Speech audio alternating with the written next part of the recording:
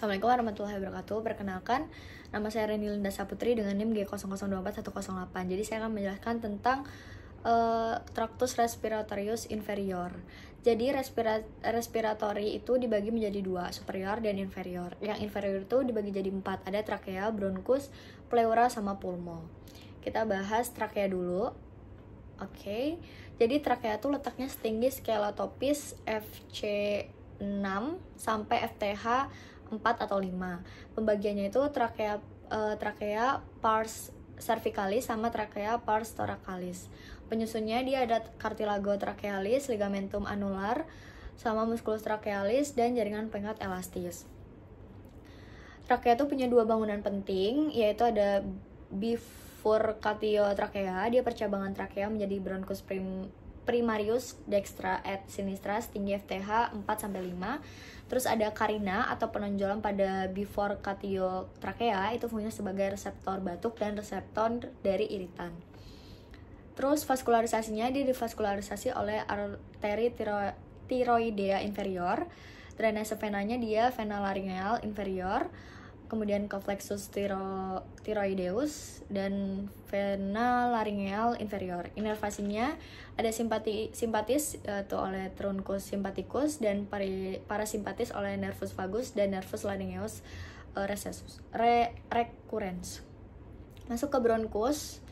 Oke, bronkus itu dibagi menjadi bronkus primarius, bronkus lobaris, bronkus tertius, bronchiolus terminalis, dan bronchiolus respiratorius. Bronkus primarius itu dimulai dari bifurcatio trachea sampai hilum pulmonalis. Terus dia sepasang bronkus primarius dextra et sinistra. Oke. Pokoknya kalau di bronkus primarius itu bedanya yang sinistra sama dextra itu dari panjangnya. Kalau dextra itu dia lebih pendek. Lebar penampangnya kalau di dextra itu dia lebih besar. Posisinya kalau dextra itu dia lebih tegak atau vertikal. Dia bakal membentuk sudut 25 derajat. Sedangkan kalau yang sinistra dia lebih datar dan membentuk sudut 45 derajat. Terus ada bronkus tertius. Jumlahnya itu bergantung pada jumlah segmen parunya. Kalau dexter dia 10 bronki, sinister dia 8-9.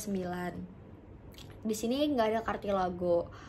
Terus bronkus tertius itu nanti bakal bercabang menjadi bronchiolus yang nggak punya cartilago. Itu deh.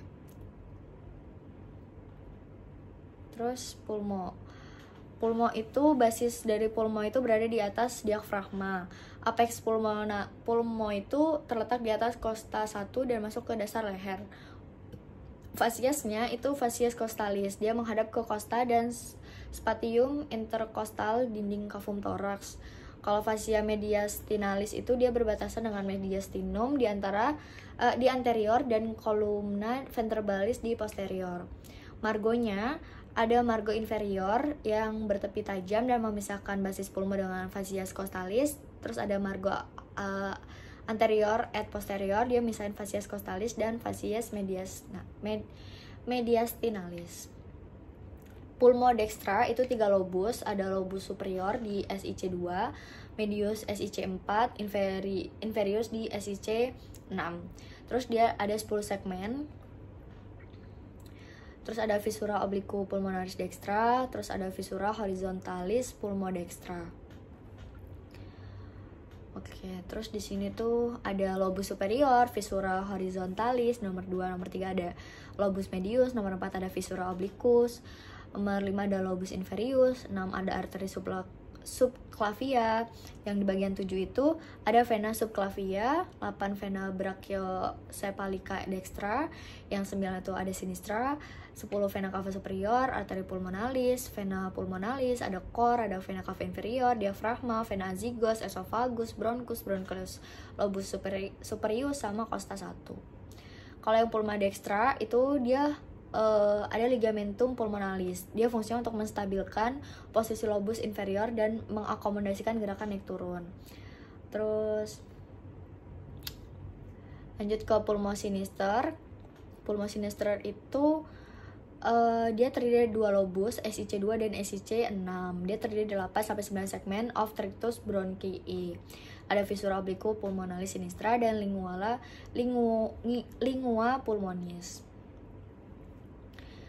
Oke, terus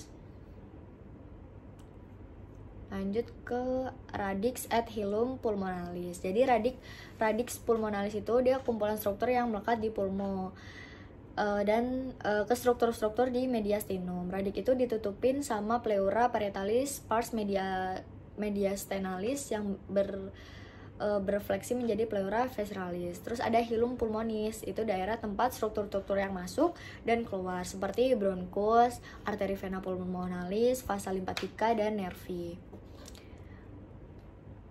Oke. Vaskularisasinya itu dia kalau yang fungsional ada arteri vena pulmonalis, ada yang nutritif itu arteri vena bronchialis. Drainase limfonya dia menuju NLL trachea brachialis, inervasinya adalah plexus pulmonalis. Terus selanjutnya ada pleura. Pleura itu terdiri dari 3 lapisan, pleura parietalis, visceralis, dan cavum pleura. Pleura itu dibagi menjadi pleura parietalis. Parietalis itu dia yang berada di luar, kayak luar gitu. Ya, bagian balon, kalau di analogiin tuh kayak mukul balon. Jadi kalau balon dipukul itu kan, kalau yang kesentuh sama tangan kita, kalau yang nggak kesentuh sama tangan kita itu berarti bagian luarnya itu disebutnya dengan pleura parietalis. Sedangkan yang tersentuh sama tangan kita itu berarti pleura visceralis atau bagian dalamnya. Terus ada ruang tuh di antara 2 balon yang tersisa, itu namanya cavum pleura. Terus tangan kita yang menunjuk itu kita ibaratkan sebagai pulmonya. Oke, pleura parietalis itu dibagi berdasarkan topografinya, dia dibagi menjadi pleura parietalis pars costal, parietalis pars mediastinal, sama parietalis pars diaphragmatica, dan pleura cervicalis. Terus ini ada potential space, dia tuh recessus costomediastinalis, dia tuh berada di tempat pleura parietalis pars costalis yang bersentuhan dengan pleura parietalis dan mediastinalisnya. Terus ada recessus costodiaphragmaticus, dia dibentuk sama lipatan pleura costalis dan diaphragmatica. Vaskularisasinya parietalis itu dia vaskularisasinya pars mediastinalis menuju arteri perikardioperenica. Terus ada pars diaphragmatica yang menuju parenica superior dan arteri musculoperenica. Terus yang visceral itu ada arteri bronchialis, cabang aorta, descendens, pars thoracica. Inervasinya parietalis itu ada pars costalis, itu nanti dia diinervasi sama nervus intercostalis. Pars diaphragmatica dan mediastinalis itu bakal diinervasi sama nervus phrenicus. Terus kalau yang visceralis GFA tuh. Udah deh, mungkin itu aja yang bisa aku jelasin. Kalau ada salah kataku mohon maaf. Wassalamualaikum warahmatullahi wabarakatuh.